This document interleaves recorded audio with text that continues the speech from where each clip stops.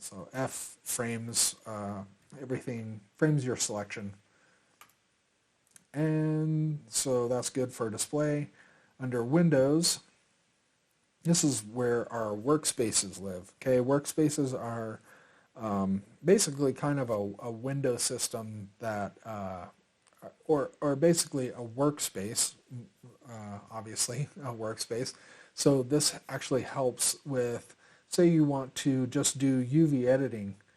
If you change that workspace to UV editing, you'll notice that Maya Changes gives us just a perspective view, our UV editor, and then also a UV toolkit, which is actually really handy. So this gives us access to UV editing. And so to get to that, if we F12 and get to UV mode, this is where we can change our UVs. You can also right-click on the object and change to UVs or UV shell. So if you right-click and say UV shell, you'll see that I'm just selecting the shell of the UV and I can move the whole thing. Okay, also in Workspace, so Windows Workspaces, there's a number of different ones. So we have standard modeling, which basically gives us the modeling toolkit, and this is where we can make mesh changes. And then also there's a modeling expert, which kind of gives you just a big overall view to the the And one cool thing about Maya is that all the menus, like I said, are either on the spacebar, or if we go into component mode, say we're in vertex mode, we want to get to some of our tools. If you hold down Shift and right click, this is where you can actually start doing some different things. So you can actually, this gives us some of our vertices. So we can average verts, we can merge our verts, and do all that by just holding Shift and right click, and that gives us access to these tools. Also, there's if you hold down Control and right click, or not Control, right click, you actually just right click, and if you want to go to, say, face mode, this puts us in face mode. So now in face mode, if you Shift right click, now you'll have just all face options to work with faces. So we can extract and do all of the different items that are available to us with faces.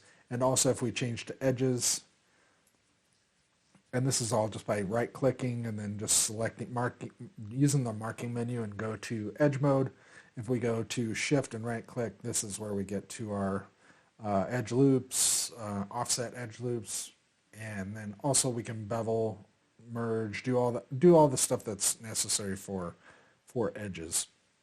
With multi-cut, you can actually do this on all modes. So to get back, we just F8, or actually, if we want to go back to where we started, we go back to Maya Classic. That brings us back to our main interface. And then we also want to go to Display, Polygons, and Face Triangles. This brings us back to where we were at. All right. So next item under, we got through Display, so we're on our Workspaces. So this is where you can also create new workspaces that you like to use. Like if you are using anything like XGen and modeling or anything like that, then you would create your windows and set them up how you want them. And then that's where you create and save your current workspace. You can also disable docking and undocking. So if you do this, this will make it so you can no longer undock or dock windows.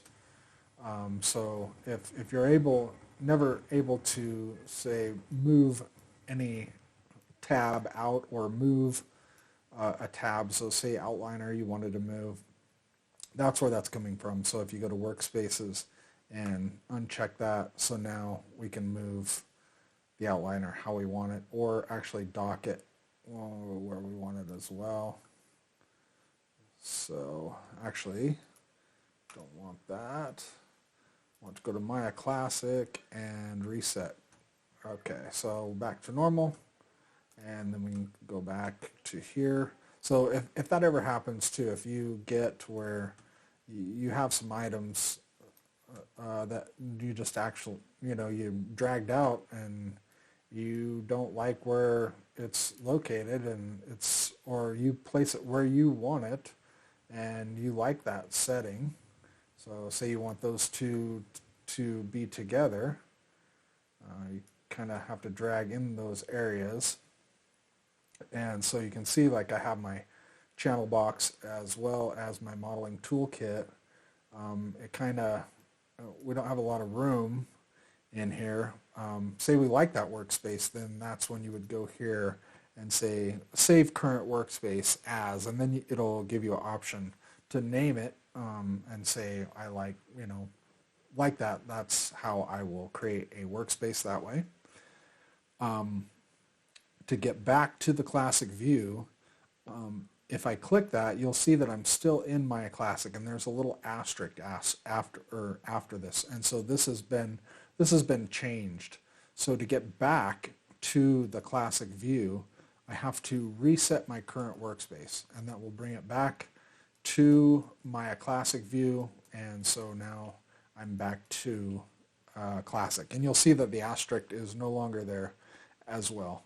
So I am in Maya Classic view. So that's basically it for workspaces. So if you find a workspace that works for you better, or something that you like better, you can create your own workspace and then save it, or you can use the ones that are basically given in the workspace view with rigging, animation. I noticed with the animation one, actually really nice, so you get the graph editor right away.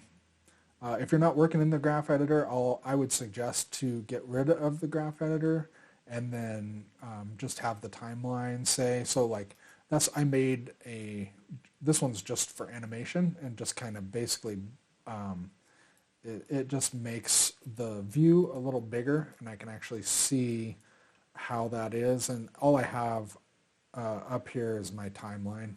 So I just made this one for animation, and then I have a paint weights one as well, which just makes a bigger, and all I have is just tool settings. And so if I'm painting weights, I just go to this one, just gives me a lot of working space.